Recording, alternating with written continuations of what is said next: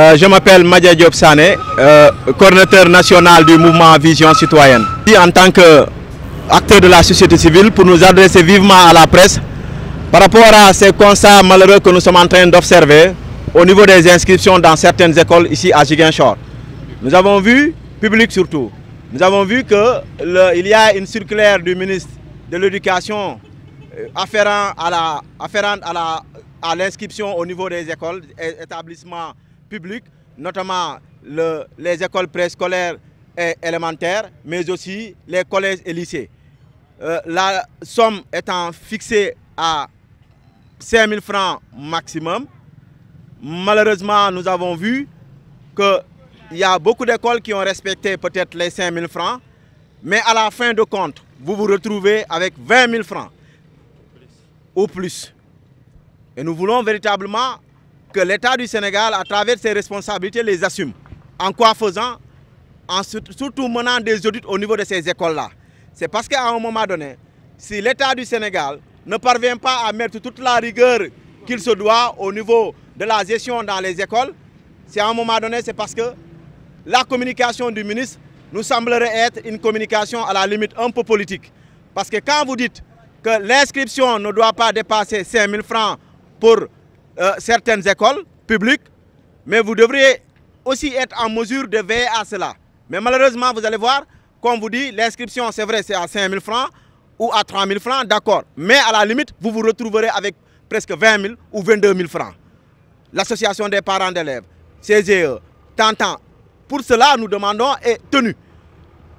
Depuis l'année dernière, je pense que nous avons constaté que l'État du Sénégal avait débloqué, il y a 2 ans ou 3 ans cela, plus de 10 milliards pour les tenues scolaires au niveau des écoles. Mais qu'est-ce qui a été fait pour ces tenues-là? Nous demandons, nous exigeons à ce que des audits soient faits au niveau des écoles. Parce qu'il faut que nous, en tant qu'acteurs de la société civile, en tant que parents d'élèves, qu'on puisse savoir où rentre cet argent-là qui est destiné à ces inscriptions. Non seulement les 5 000 francs, mais tout ce qui s'y ajoute. Nous voulons comprendre la destination de cet argent-là. Mais aussi exhorter l'État du Sénégal à verser des subventions à ces écoles-là. Parce que vous ne pouvez pas dire, pour certaines écoles, des gratuités et que la subvention de l'État vient tardivement. Ça, il faut le dénoncer. Un problème, c'est de dire que les inscriptions coûtent cher. Mais l'autre problème, c'est que l'État qui se permet de dire que nous voulons que la gratuité des inscriptions dans certaines écoles publiques, mais il faut que l'État aussi assume sa part de responsabilité en versant de l'argent à ces écoles-là. Parce que nous avons vu et nous avons constaté que dans ces écoles-là, ce sont les propriétaires, les responsables d'écoles ou les écoles elles-mêmes qui payent l'électricité, qui payent l'eau, qui payent même pour les réparations des tables-bancs. Le gardiennage, 12 mois sur 12, ce sont ces établissements scolaires publics qui payent. Mais dans tout cela, où est la présence de l'État? Il ne faut pas que cette communication du ministre aussi soit une communication politicienne. Ce que nous attendons, c'est une communication cohérente avec des bases solides où les responsables d'école n'auront pas de mots à dire. Mais là, ici, quand vous demandez aux responsables d'école, ils vont vous donner tout un tas de dépenses qu'ils font pour leurs écoles. Et nous demandons à l'État du Sénégal, et surtout à travers aussi les collectivités territoriales, les mairies et autres là, de donner les subventions à temps aux écoles là pour que ces écoles ne puissent pas être dans une certaine dépendance. Il est temps de le dire, le ministre a fait sa circulaire, c'est vrai, on a vu la circulaire et tout le monde a applaudi. Mais applaudir, il faut applaudir à moitié. Pourquoi? Parce que l'État aussi doit assumer ses responsabilités, c'est de subventionner les écoles, parce que les écoles aussi souffrent énormément. Pour les 9 mois de cours, les écoles souffrent énormément, les responsables d'école souffrent énormément et l'État ne vient pas quelquefois en appoint. Mais nous demandons la responsabilité de tout un chacun dans cette affaire des inscriptions. 5 000 francs, on se retrouve après avec 20 000 francs, il faut des explications plausibles. Je pense que nous l'avons dit, dans notre communiqué même, vous l'avez vu, qu'on a pu indexer certaines écoles dans lesquelles nous voyons que l'inscription à 5 000, c'est vrai, mais il y a tout un tas de pratiques à la limite malveillantes et peu orthodoxe qu'on note derrière. Parce qu'on vous dit, vous vous inscrivez à 5 000, d'accord. Mais si vous avez 5 enfants, vous risquez de vous retrouver avec presque 100 et quelques mille. Pourquoi? Parce que pour un enfant, il va vous coûter environ 20 000 francs. Quand on vous parle d'inscription à 5 000 francs, tenue, informatique, on vous parle de la caisse des parents d'élèves, mais ça pose énormément de problèmes. Et dans tout cela, où est l'État? C'est vrai que l'école appartient à la communauté, mais c'est cette même communauté qui donne à l'État ce qu'il doit donner à ces écoles-là. Et nous interpellons à juste titre le ministre de l'Éducation nationale. Il ne faut pas jouer dans la conscience des Sénégalais. Nous avons bien compris. Votre circulaire est salutaire. Mais nous vous demandons de venir en appoint à ces écoles-là. Parce que sinon, ce sont les parents d'élèves qui vont continuer de souffrir. Et les parents d'élèves souffrent déjà avec ces temps durs que nous avons en train de noter au Sénégal. C'est vrai quand on dit c'est l'occasion qui fait le larron. Nous profitons de cette même occasion avec le coordinateur de FRAPP et les membres de Vision Citoyenne et le FRAPP Ziguinchor pour aussi statuer et parler sur une question. Parce que derrière nous, vous avez vu la station à essence qui se trouve être au niveau de Esso. Ici, on l'appelle Esso, pour ceux qui connaissent Ziguinchor. Il y avait des eaux qui sortaient ici et qui indisposaient toutes les populations riveraines. Et nous avons fait hier une alerte. Nous avons vu qu'aujourd'hui, ils ont respecté les normes. Ils étaient là en bafouillant, en violant le code de l'urbanisme non seulement, mais en violant ce que l'on appelle le protocole international relatif aux droits économiques, sociaux et culturels qui stipule le droit à un environnement sain.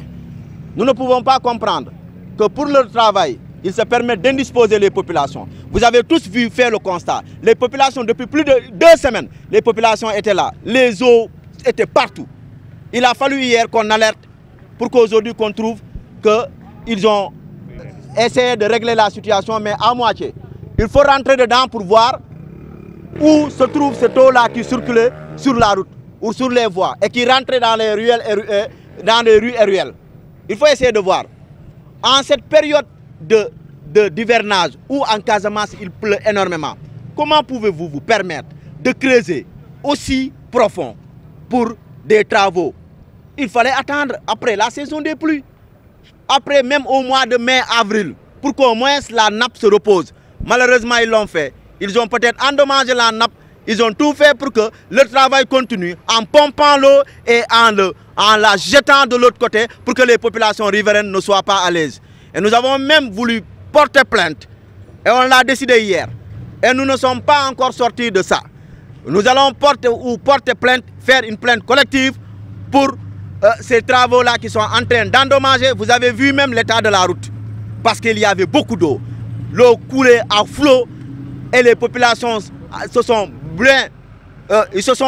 sont lamentées, mais il n'y a eu aucune issue fiable et même d'interlocuteurs fiables. Il a fallu qu'on tape sur les portes, qu'on fasse des publications dans les réseaux sociaux, les statuts et autres là, pour que le problème soit réglé à moitié. Les populations riveraines sont là, elles prendront la parole. Mais nous demandons aux entreprises de respecter les populations, de savoir raison garder.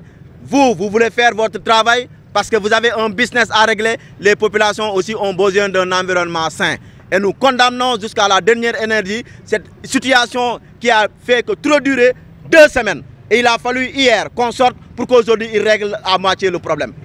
Et nous allons encore saisir à qui de droit pour leur demander aussitôt, si c'est possible, d'arrêter ces travaux-là. Parce que ça endommage. C'est la nappe.